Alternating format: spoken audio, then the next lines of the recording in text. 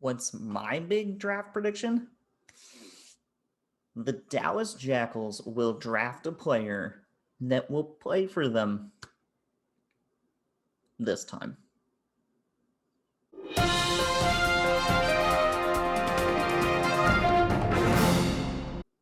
With the 2021 MLR draft just days away, I want to take a little time to look at a few questions we might get answered with the collegiate draft this year. First, how will teams value picks from the opposite domestic country? So in Major League Rugby, both Canadian and American players are accounted as domestic for roster purposes. But if you remember last year's draft, Toronto and all Canadian prospects sat out the process. Well, that's different this year. Everyone from the domestic countries is eligible, but has enough changed where we're actually going to see American teams draft Canadian prospects and vice versa? See, the whole reason for setting it out last year was things like work visas and travel visas. Has that changed enough? Will a player from the opposite country have something of a hold on their value because of skeleton staffs in MLR offices trying to secure visas? We all heard the story about how hard it was to get Bastro's visa. Respectfully, a kid from Canada's visa is going to be even harder. Question number 2, will teams continue steering draft decisions away from decision-making positions? Last year's draft saw a lot of immense talent at the beginning of the first round. Connor Mooneyham went first overall and had an instant impact. Flankers Andrew Guerra and Joe Johnston also came in and had fantastic years. But we haven't seen a whole lot of key decision-making positions really be drafted heavily in the MLR yet. A lot of that is because teams bring in 4 and 10s and even 2s. There's just not been a lot of development of decision-making players. So are we going to see that continue?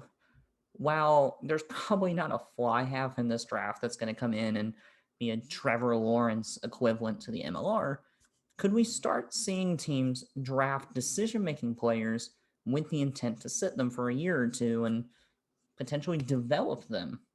Question number 3, will we see many trades? The draft remains a little foreign for certain MLR front offices. Obviously, they have a year under their belt now, but still really unusual to most rugby people. And we saw last year a few franchises that just said, not messing with it, not touching it, don't get it, don't want it. That might change this year, but will we see a lot of trades?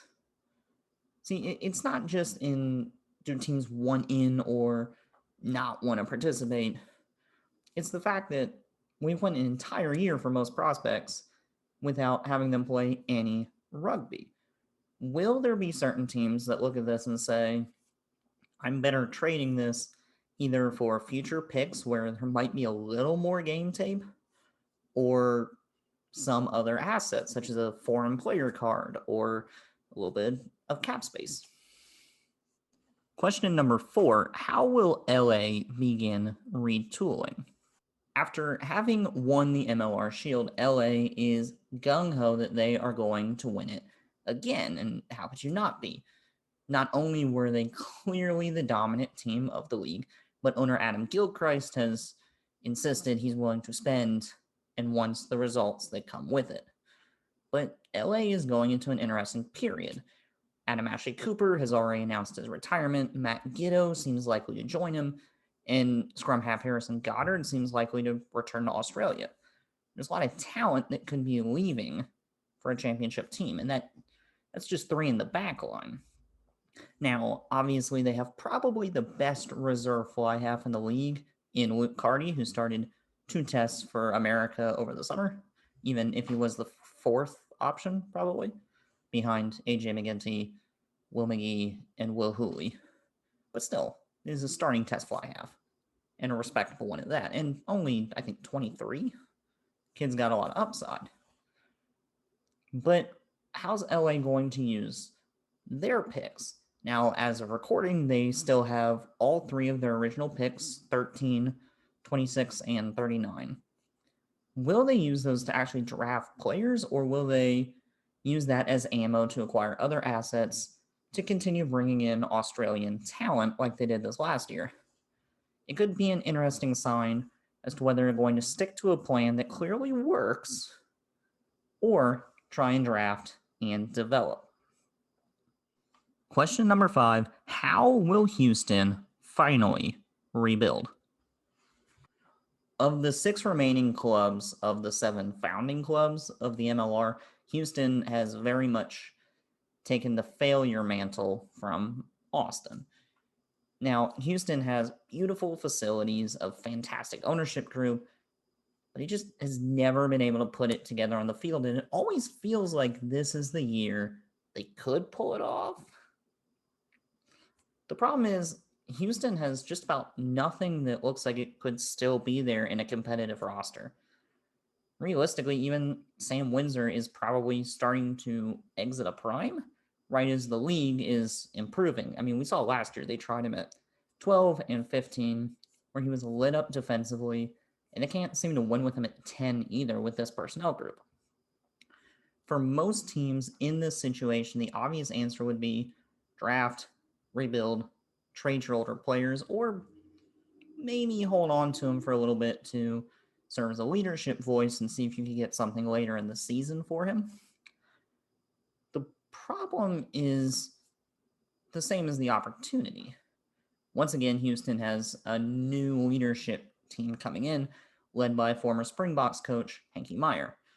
Now, Meyer could look at this and think, I'm going to learn how to work an American sports team, or he could see a different American sports team that already laid the blueprint.